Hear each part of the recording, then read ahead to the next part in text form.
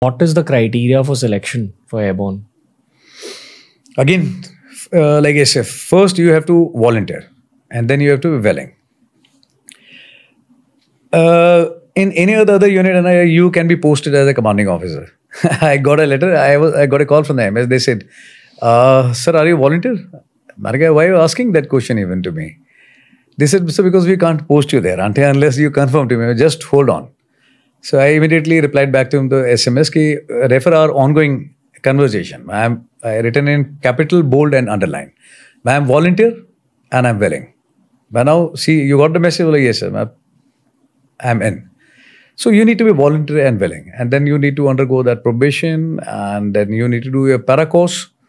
Once you're done with this, you qualify, then you are there. And at any point in time, somebody says, no, sir, this I find difficult. I can't do. Please, you're not welcome there. Then you go back. Are there physical traits that are preferred? No, there are no physical traits which are endorsed on the paper, but you need to prove everything on the ground. On paper, there might be a 20 odd list. Maybe people are not even having 2 of them. So on paper, we don't believe. Everything is on ground. You prove your worth on ground and you are acceptable. Correct. Does every jump change you? Yes, every jump is a new jump. Every combat experience, the contact is a new experience. Even within one jump, I tell you, like for example, when you are in the aircraft, there are 3 examples I can quote. 1, you are standing in the front. This is one. Second, there is a trail of 41 guys, 42 guys, 21 on each side. Then you are in the center and then you are in the last of the stack. One column which is sitting on the either side is called as a stack. So the mind, makeup and psyche is different with every position also. What to talk about other jumps? As a commanding officer, if I'm in this front and I'm taking the first jump, that is generally the norm we used to follow. As a battalion commander, you will be the first one to exit the aircraft. The moment you are out of the aircraft, because there are 3 lights, red, blue, red, yellow and green. Same as traffic light. It gives you a signal. And the moment it is green, green on, go. The moment that light is on, you can't even take a fraction of second to delay it. Why? Because there is an area which is marked on the ground, which is known as dropping zone. Calculating the weight factor, the height, the speed of the aircraft going at a 600 kilometers, the weight and other things, the kind of the parachute you are using. The moment you exit, you are going to come back within that zone. So you will have a relatively better area.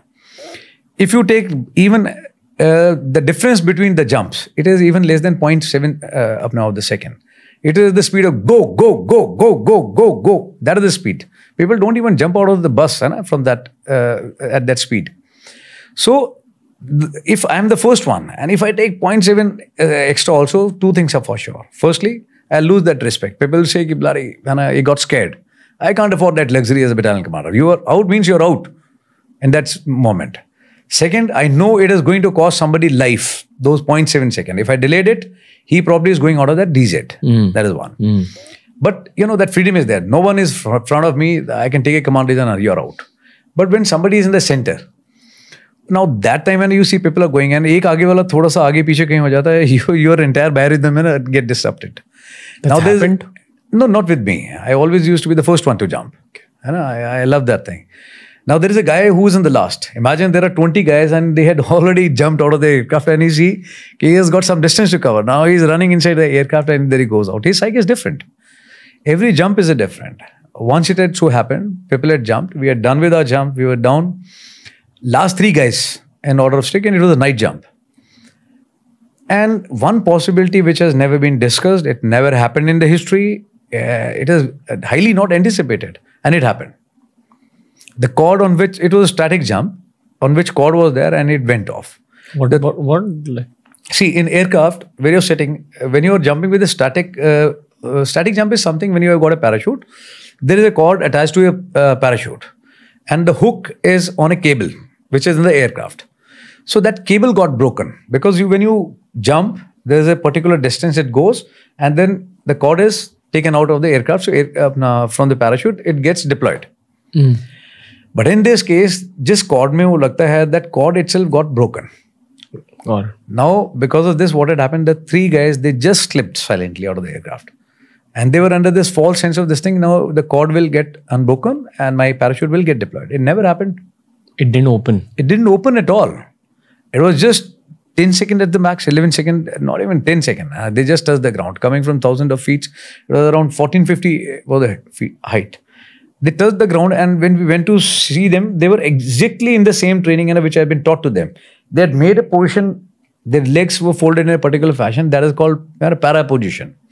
They were in that position. They had followed the teaching to the last breath. They were in that position, and parachute was not there. All three of them. All three passed away. The fear factor sets in. But see, this is all about the mindset. This is how special forces, airborne units, they work. One way to look at this thing, okay, and you give the condolences, feel bad about it, and just let it go. Second thing was every boot which was there on the ground, what made to fall in there, they were given new fresh parachute, aircrafts were deployed, they were told to board the aircraft, you went in the air and jumped at the same night. So What? that same night, before the bodies were moved from there, everybody fucker will jump out of the aircraft. And rightly so. Why? Because once you don't do this thing, the fear factor, it becomes a gossip. Something went wrong, it can happen. No. Once you're done with this ritual, then people are this thing, things happens. It happens. It is a part and parcel of this job, and these are professional adjuncts. This is not the first time it has happened, neither it is going to be last time.